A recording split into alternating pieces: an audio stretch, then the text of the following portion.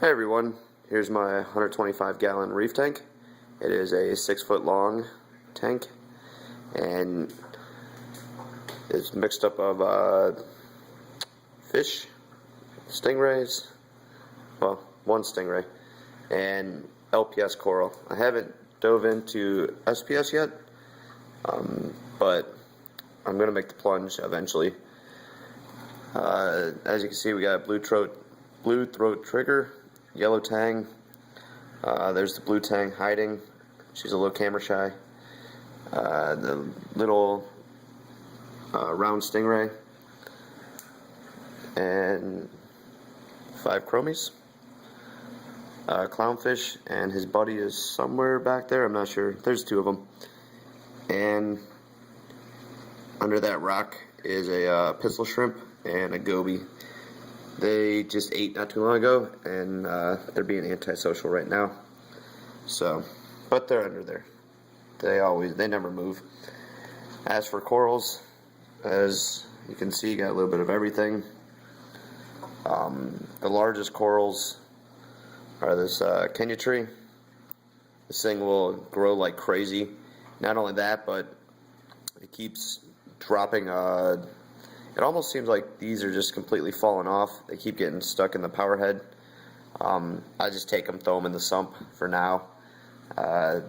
Probably just end up giving them away or throwing them away. This thing is, we got it, it was like this big, very tiny thing, and it just is huge now. Got some zoanthids, another zoa rock.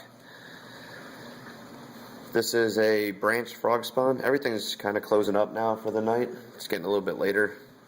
A green torch, tongue coral.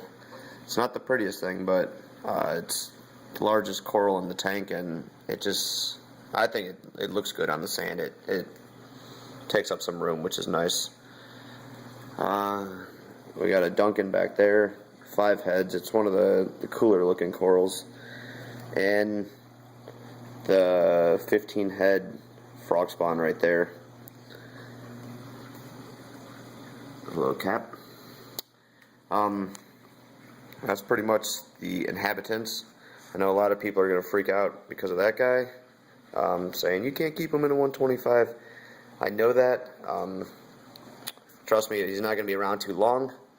I'm going to donate him back to the pet store I got him from. But it's always been a lifelong dream of mine to own, hey, there's the goby, to own a stingray, and I finally found one small enough that would be okay in this tank for a short period of time, so I went ahead and purchased them, and I truly love stingrays. He'll come up, eat out of your hand. He's not shy at all, as you can see. He's normally a camera hog.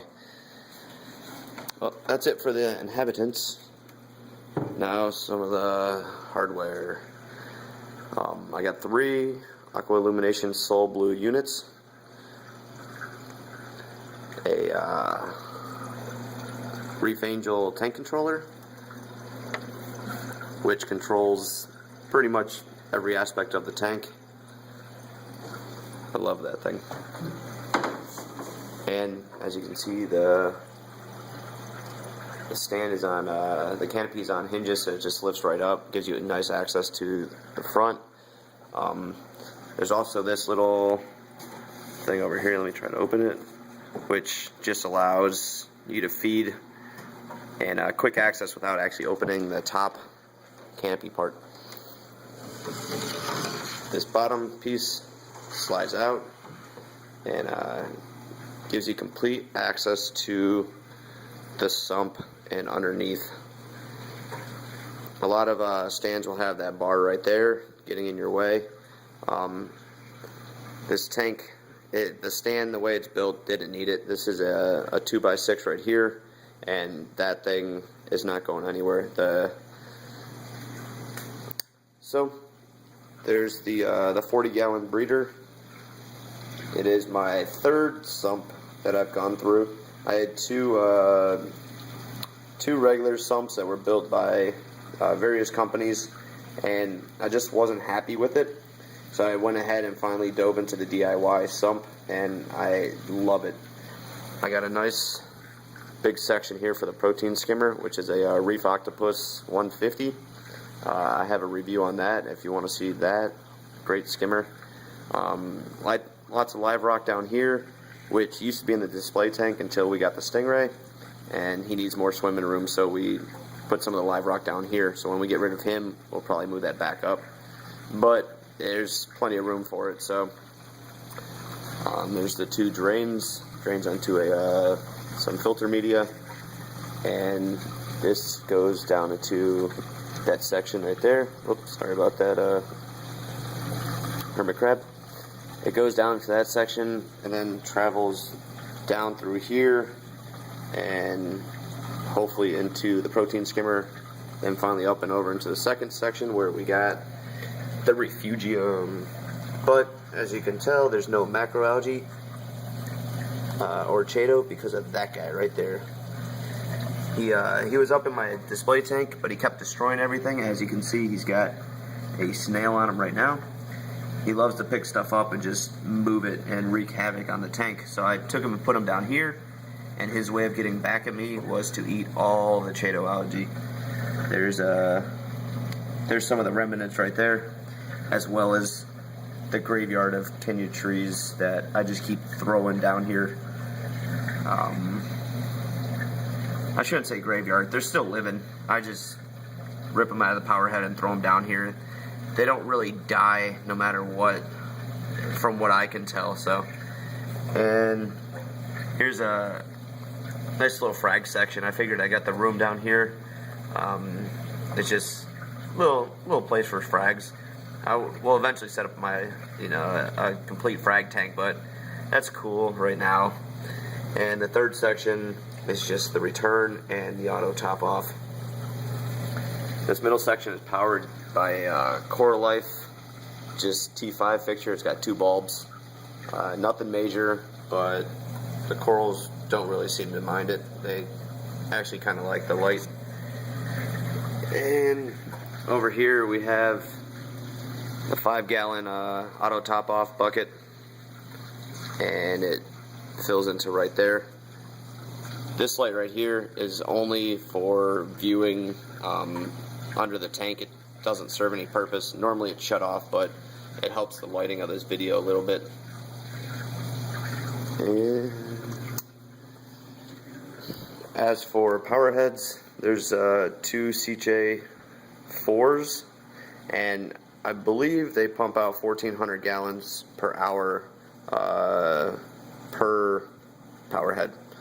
And then there's the Corelli Evolution 700, which is 700 gallons per hour. These two are interval timers. This one is running 24/7. And I have them all on that side of the tank with the return on this side right here. I found that this works best for me. Every tank is different, but that's how I have it, and it seems to be doing fine. The overflows, I have temperature probe right there from the Reef Angel controller.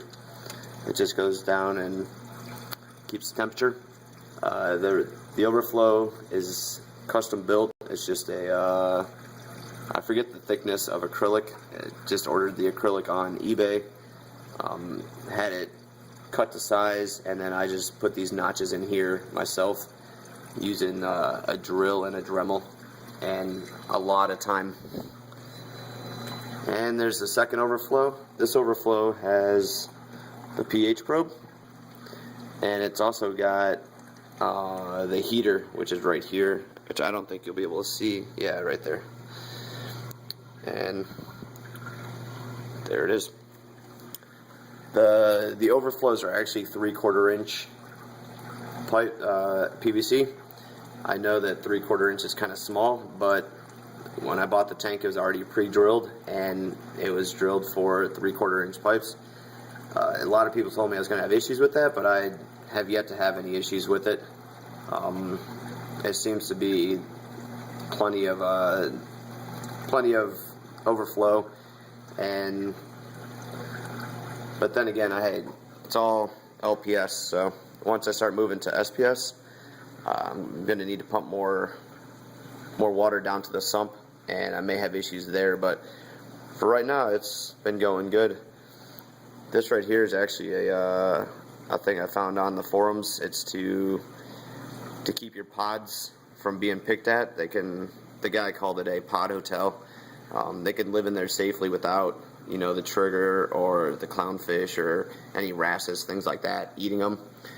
And you can easily pick that up and transfer it down to your sump, or vice versa, to, pollinate or populate the sump or display tank.